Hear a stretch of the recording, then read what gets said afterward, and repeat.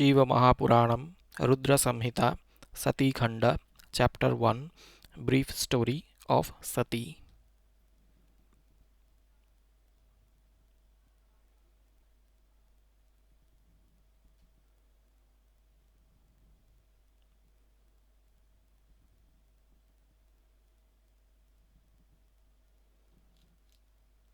Narada said, O Brahma, you know everything about Shiva. You have narrated the auspicious stories of Shiva and Parvati, which are surprising. I do not feel satisfied by listening to the stories of Shiva from your lotus like mouth. You have stated that Rudra residing over Kailasa is the complete form of Shiva, having controlled all his senses. Lord Shiva is adorable by Vishnu and other gods. He is the final goal of the people of nobility and is free from all controversies. He is free from blemishes and movement of the ascetics. Such a great Lord indulges in divine sports. Accepting the request of Lord Vishnu, he, the bestower of welfare, became a householder by marrying Parvati, who had been his wife in the earlier birth. She was the daughter of Daksha Prajapati earlier, and subsequently she was born as the daughter of Himalaya. How could there be two girls with a single body? How was Sati turned as Parvati and married to Shiva? This entire story and also the events connected therewith should be told to me, O Lord Brahma. Suta said. Thus, listening to the words of Narada, the divine saint, Brahma was pleased. Brahma said, O son, O best among the sages, I shall narrate to you a beautiful story, listening to which your life would surely become successful. In earlier times, on looking at my daughter Sandhya in the company of my sons, I became lustful and became upset. Having been reminded of Dharma, Rudra, the great yogi, denouncing me in the presence of my sons, and went back to Kailasa. Having been influenced with Shiva's Maya, I had developed enmity with Shiva, becoming foolish. Inflicted with the same jealousy, I, in order to confuse him, overpowered with the Maya of Shiva, made many efforts. O sage, all my efforts with sons made against Shiva were of no use. When all my efforts, together with my sons, were of no avail, then I remembered Vishnu, the Lord of Rama. Then I remembered Vishnu, the Lord of Rama, who, on his arrival, advised me appropriately. At the advice of Vishnu, who is well versed in Shiva Tattvas, then I, who had been overpowered with the Maya of Shiva, shed away the jealousy with Shiva, but I could not discard my stubbornness. Then, adoring Shakti, in order to influence Shiva, I created her as the daughter of Daksha and Ashikni, the wife of Daksha. Daksha, you know, was my son. The same daughter of Daksha Prajapati was born as Uma. And she, after performing severe penance, became the wife of Shiva for bestowing welfare on his devotees. Now Rudra, with the unblemished wisdom during his married life, deluded me and carried on several sports as a householder. After his marriage with Uma, Shiva reached at the Kailasa mountain, becoming independent with the desire of getting progeny, started roaming about, getting attracted towards each other. With the pleasant company of her, much of the time of Shiva, who was free from all the depraved feelings, was past. Thereafter, at the desire of Shiva, the feeling of rivalry between Rudra and Daksha started, as a result of which the latter had been overpowered with the Maya of Shiva, which made him proud and foolish. With the effect of the Maya of Shiva, the immensely proud and foolish Daksha started denouncing the immensely peaceful and unblemished Shiva. Then the immensely proud Daksha organized a yajna in which Vishnu, the Lord of the universe, myself, and all the gods were invited by him, but he totally ignored Shiva. Having been fulfilled with anger, he did not invite Rudra, and overpowered with his enmity, he also failed to invite Sati, his own daughter. When overpowered with the Maya of Shiva, Daksha failed to invite his own daughter. Then the chaste Sati performed her own sport. Though the arrogant Daksha had not invited her, but Sati, at the command of Shiva, went to the place of her father. In the absence of the Amsa of Shiva, having been insulted by her father, Sati denounced all those present there and burnt her body in the fire of the yajna. On hearing this, Shiva was immensely enraged.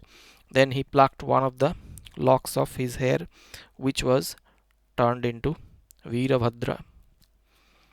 Emerging out of Shiva's locks of hair with his gunners, he sought for the command of Shiva. Shiva said, "You destroy the yajna of Daksha," humiliating all those present there. The immensely valorous and strong Veerabhadra, the lord of gunners, at the command of Shiva, at once reached the place of yajna. At the command of Veerabhadra, his gunners created enormous disturbance in the yajna, punishing all those present there without any exception.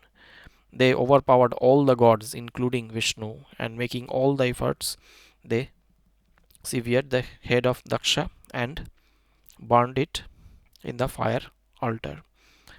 Veerabhadra then, after destroying the yajna, creating enormous disturbance, went back to the Kailasa mountain and offered his salutation to Shiva. In full view of the gods, Veerabhadra, the attendant of Rudra, destroyed Daksha's yajna. O sage, with excellent Lord Rudra getting angry, no one could ever be comfortable. This has been ordained in the Vedas and the Smritis. Thereafter Rudra was pleased when he was praised by the gods. The Lord, who is always compassionate to the downtrodden, made their prayer fructuous. Shiva, who roamed about performing several types of sports because of his compassionate nature, restored everything to its original position. Daksha Prajapati was brought back to life. All were honored again.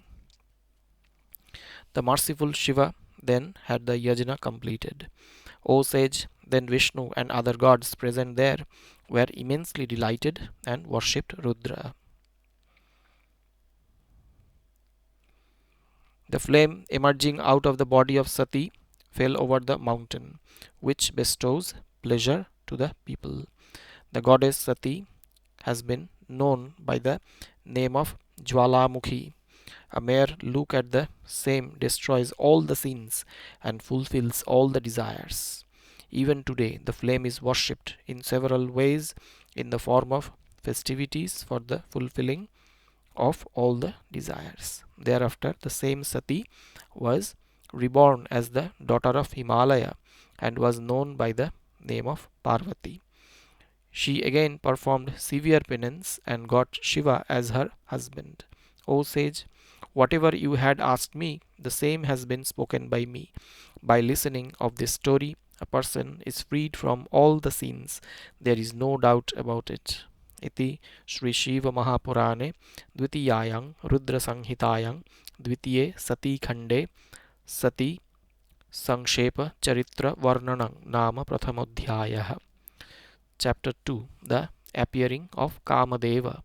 Suta said, O dwellers of Naimisaranya, after hearing his words, the excellent sage further asked about the auspicious story which destroys the sins. Narada said, O Brahma, O excellent one, O great Lord, by listening to the story of Shiva which bestows welfare from your lotus-like mouth, I do not feel satisfied. O creator of the universe, O Brahma, you better narrate the entire story of Shiva, including the glory of Sati. I would like to listen to the same. How was Sati born in the house of Daksha Prajapati? How did Shiva consent to make her his own wife? In the earlier time, how did Sati end her life? Because in the earlier time, how did Sati end her life because of the anger of Daksha? Then how was she born as the daughter of Himalaya and risen in the sky? How did Parvati perform the severe penance, and how was she married with Shiva? How could she share half the body of Shiva?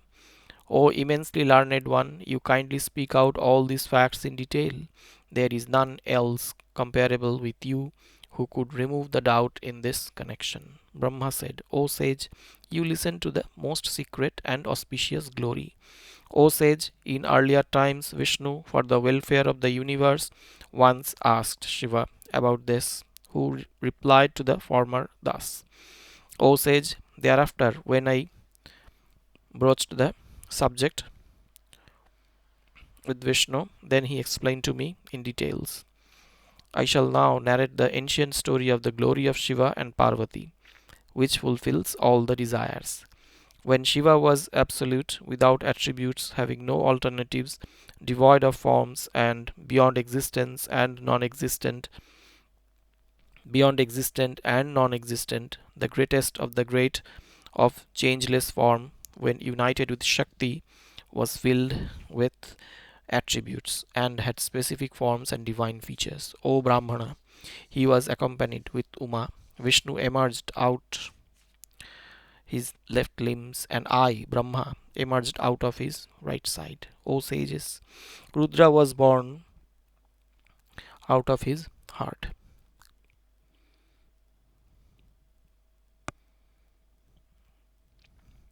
In spite of his being one, he was multiplied into three. As Brahma, he became the creator. As Vishnu, he became the preserver of the universe. And as Rudra, he became the destroyer. I, after adoring him, was known as Brahma, the grand sire of the world. I then created the gods, demons, and the people. By creating the gods, Daksha and Prajapatis, I felt quite happy, and I thought myself to be the greatest of all. I created from my mind the rishis like Marichi, Atri, Pulaha, Pulastya, Angirasa, Kratu, Vasishtha, Narada, Daksha, and Bhrigu. O sage, when I produced my mind born sons, at the same time a beautiful damsel was also born from my mind. She was quite charming and could win the beauty of the evening time and was quite beautiful, attracting the minds of all. Such a virtuous woman could not be found in the heaven, earth, or the nether world in all the three times, past, present, and future.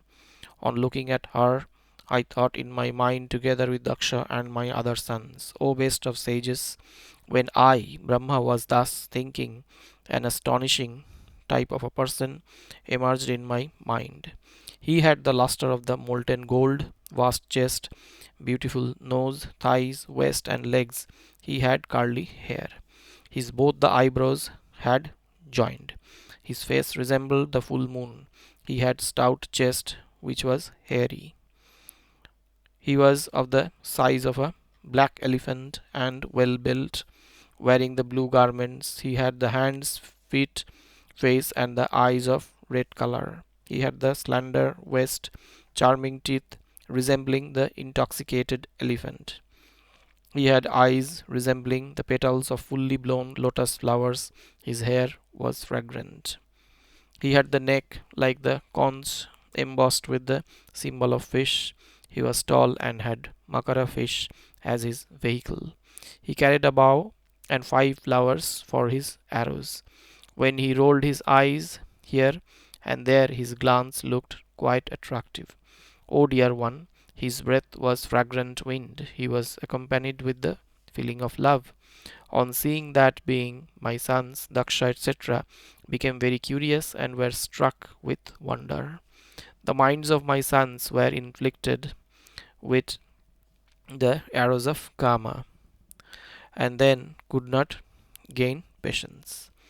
They said, person then bowed in reverence to me, the creator of the universe, and bowing down his head humbly said, that person said, O Brahma, what should I do? You entrust such a task to me, by which I might be able to earn respect from all. You bestow a place of pride for me. You tell me who is my wife. You are the creator of the universe and the lord of the three worlds. Brahma said, listening to the words of the noble souled person Kama. I, Brahma, surprised and kept quiet for some time. Then, convincing himself and getting free from surprise, Brahma called that person Kama and said, Brahma said, using your present form and with the arrows of 5 flowers, captivate the men and women and carry on the task of eternal creation. No one of the mobile or immobile creatures in the three worlds, the gods or any other jiva, would be able to stand before you. Even Shiva, the Purushottama, and Vishnu would be overpowered by you. What to speak of the other beings?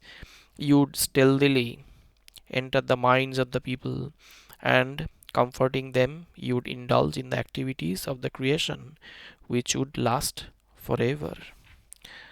The aim of your lotus arrow would be pleasant and surprising for the mind.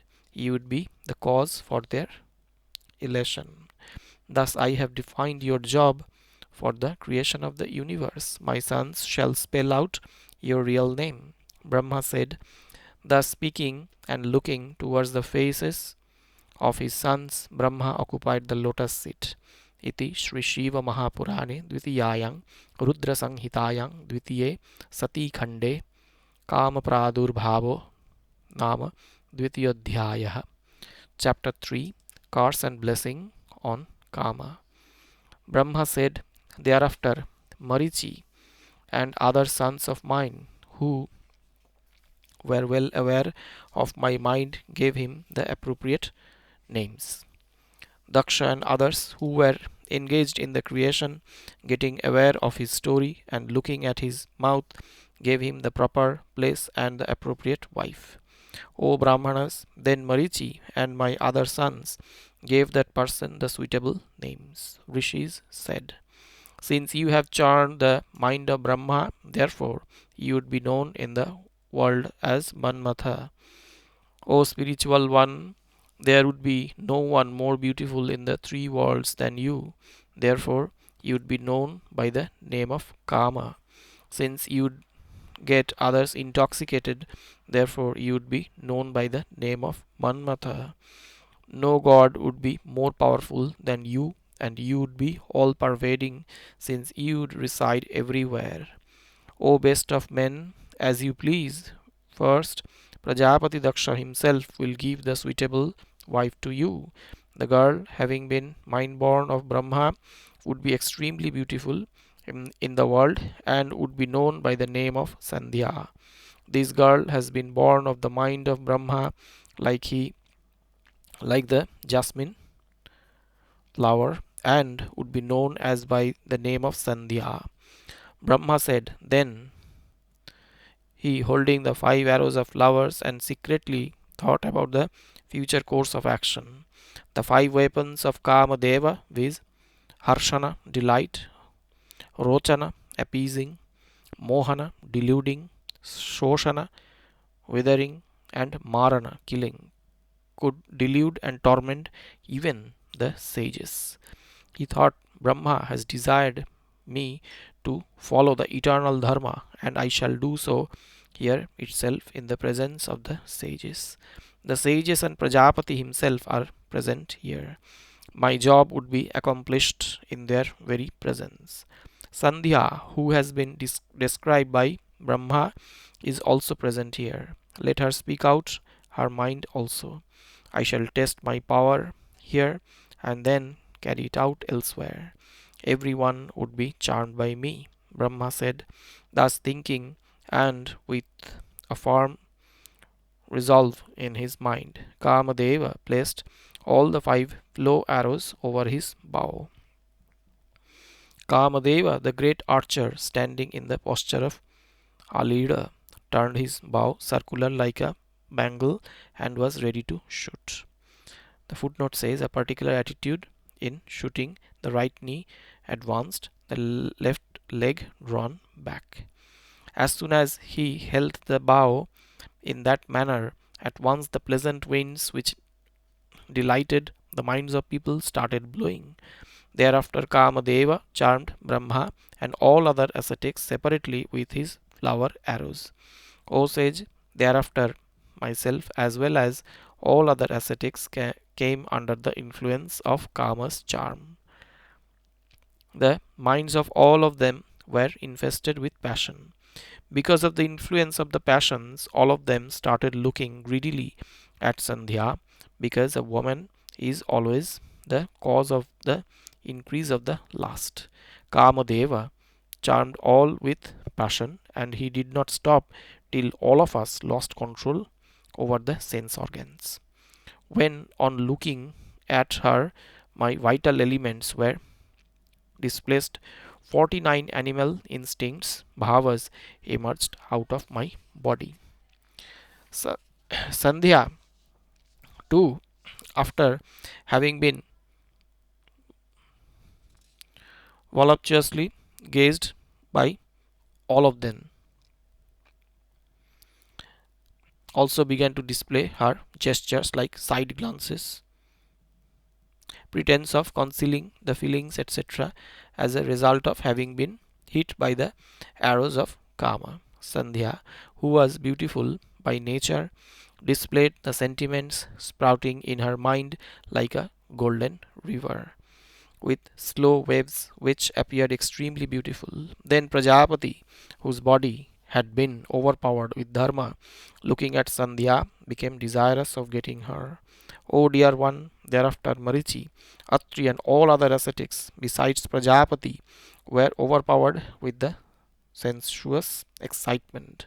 Kamadeva, on the other hand, finding myself and other rishis have been infested with lust, considered himself to be successful in his task. Kama thought that the task that had been assigned to him by Brahma, he was competent enough to perform the same. Observing the sinful way of the father Brahma, his son Dharma remembered Shiva, the protector of Dharma. Then Dharma, the son of Brahma, mentally meditating on Shiva, the protector of Dharma, offered many prayers sadly. Dharma said, O God of gods, O Mahadeva, O Dharmapala, salutation to you, O Shiva. You are the creator and the preserver of the universe. You yourself function as Brahma for the purpose of creation, Vishnu for the purpose of preservation, and Shiva at the time of dissolution. You are beyond the three gunas, viz. Sattva, Rajas, and Tamas. O Lord Shiva, you are beyond the three gunas. Prakriti are absolute, unblemished, and perform several sports. You are the divine being. O Mahadeva, you kindly save me from this sin. My father and brothers have become evil minded. Brahma said at the prayer to Shiva offered by Dharma. Then Brahma himself arrived for the protection of Dharma. Shiva, finding me arriving with Daksha and others through the sky, laughed in his mind at me, expressing his gratitude to them all and laughing again and again, O sage, putting all of us to shame. Shiva said, O Brahma, how could the passions arise in you, seeing at your own daughter?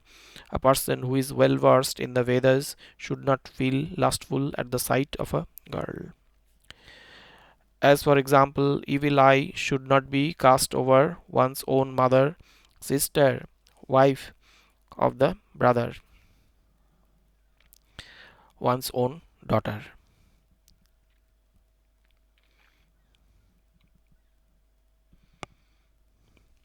The decision of the Vedic path is very much before you, O Brahma. How could you forget the same at the rising of the lustful thought, O Brahma? Why could you not develop the patience because of which you were overtaken by the degraded karma and became desirous of a union? How could the mind of Daksha, who always looks at the sun, Marichi, and others get attracted towards a woman? Then how could the evil-minded and degraded soul, Kamadeva, with his sharp arrows, create blemish in them? Disgrace to him and the knowledge of the Shastras attained by the one whose mind is captivated by a woman, and removing his patience makes his mind unstable. Brahma said thus, listening to the words of Shiva, the Lord of the three worlds. I felt doubly shameful, and my body started perspiring. Thereafter, even after my being desirous of Sandhya, the passionate one, I discarded her because of the fear of Shiva. At that point of time, the drops of perspiration fell from my body, which gave birth to the mens known as Agnisvatva, known as Agnisvatta, and other ascetics who did not perform the sacrifices while living on earth. They were shown like the split collyrium, had eyes resembling the full blown lotus, were meritorious and averse to the worldly activities. They were 63 in number, O sage, and the men called Barhishads, seated on grass, were 86,000 in number. From the body of Daksha Prajapati, sweat fell, from which a beautiful damsel possessing all the virtues emerged. She was slender waisted and had symmetrical hips. Her waist was well built, well shaped, small curly hair decorated her head. Her body was soft and her teeth were white. She had a complexion of molten gold. Her face was like the full moon and fully blossomed lotus flower. She was known as Rati and could captivate with her beauty even the great ascetics. Excepting Kratu, Vasishtha, Pulastya, and Angiras, the six rishis, like Marichi and others, controlled their sense organs. O best of sages, the semen of Kratu, etc., four fell on earth, and other men were born from the same. They were they were Somapas,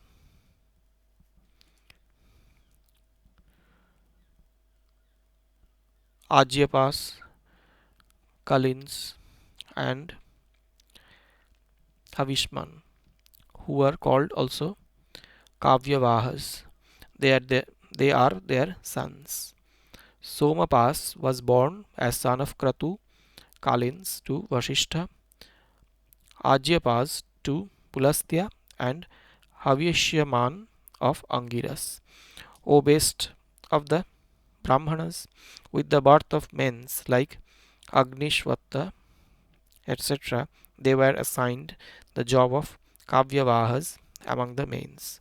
Shiva then found the faultless Sandhya, who was quite religious minded, engaged in her aim, and the mother of men. Thereafter, being graceful on all the Brahmanas, and after protecting the Dharma appropriately, Lord Shiva disappeared. After the departure of Shiva, I, Brahma, carving my eyebrows, I was enraged at Kamadeva. At this, Kamadeva, looking at my face and understanding my intentions, O sage, getting afraid of Shiva, stopped the shooting of the arrows. O sage, then, having been born of the lotus flower, he started burning with the fire of anger, as the fire goes in flames to burn others. Then Brahma said, this Kamadeva, overpowered with his arrogance, would exercise his strength over Mahadeva and would be reduced to ashes with the fire of his eyes. O Brahmana, these words, which could not be forgiven, were spoken by Brahma before the sages who had controlled all the sense organs besides the mens. Thus, listening to the terrific curse pronounced by Brahma, Kamadeva left the shooting of the arrows. Then and there appeared at once at the same place. O sage, he, becoming free from the arrogances, spoke in presence of my sons Daksha and others, the mens as well as Sandhya. Kamadeva said, O Brahma, O Lord of the universe, Why have you pronounced such a terrific curse on an innocent person like me, the follower of the path of justice? O Brahma, whatever job had been assigned by you to me, I did the same and nothing else. Therefore, it would not be proper for you to pronounce a curse on me. You had spoken that both Brahma and Vishnu would be victims of my arrows. I had only tested the truthfulness of your words. O Brahma, O Deva, O Lord of the universe, I am quite innocent. What is my fault? Therefore, the time and the curse are both painful. Thus, listening to the words of Kamadeva, I, the Lord of the universe, advised him again and again. Brahma said, you looked at my daughter named Sandhya with voluptuous eyes. This has resulted in my pronouncing a curse to you. O Kamadeva, I have now been freed from anger. Therefore, I tell you that getting free from fear and doubt, you be comfortable. O Kamadeva, you would be reduced to ashes with the fire of the eyes of Shiva. No doubt, thereafter you would again get your body back. After the marriage of Shiva, you would automatically get your body back.